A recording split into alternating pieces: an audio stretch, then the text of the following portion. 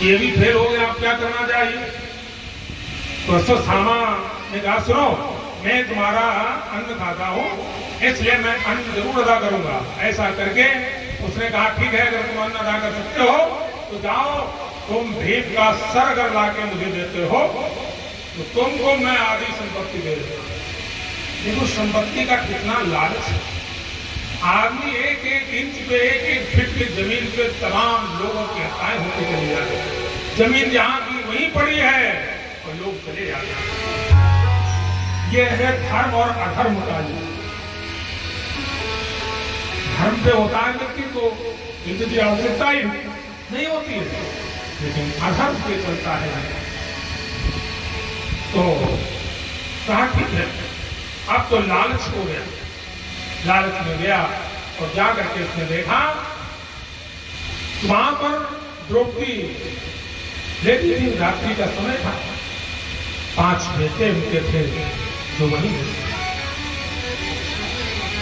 पहले बेटे का नाम था प्रतिबिंद जो युधिष्ठिर के पुत्र थे। दूसरे का नाम था सुतोम जो भीम के पुत्र थे। श्रुतकर्मा जो थे वो अर्जुन के बेटे थे। सदानिक जो नकुल के बेटे थे और श्रुतसेन जो थे सहदेव के बेटे थे। ये द्रौपदी के 5 बेटे थे। अब वहां पर द्रौपदी के लिए 3 बेटे थे, लेकिन भीम का जो बेटा था वो बिल्कुल भीम के समान बचा।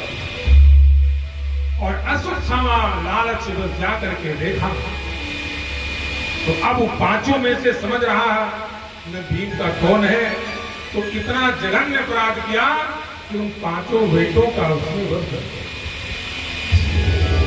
कर दिया। तो रक्त जो है द्रौपदी के लगा।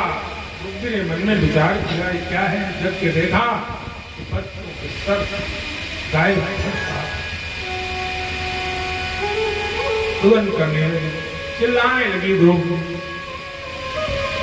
अर्जुन ने प्रतिज्ञा की ये क्या हुआ? मैं अभी उस नीच को लाता हूं जिसने ऐसा जघन्य अपराध किया है। और सुनो द्रौपदी, अगर मैं उसको नहीं ला सका तो मैं अपना मुख नहीं तुम्हें दिखाऊंगा। ये तो जघन्य अपराध। इधर जब उस सर लाके दिया तो कहा भीम का सर लाओ, तो युधिष्ठिर के बेटे का सर दे दिया।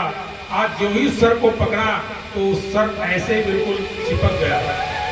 दुर्योधन ने कहा ए सुस्थामा तूने क्या किया? अरे ये तो पांडवों में से किसी का नहीं है, तो तूने जघन्य अपराध किया है। ये बेटों के सर को ले आया, तूने जघन्य अपराध किया। तुमको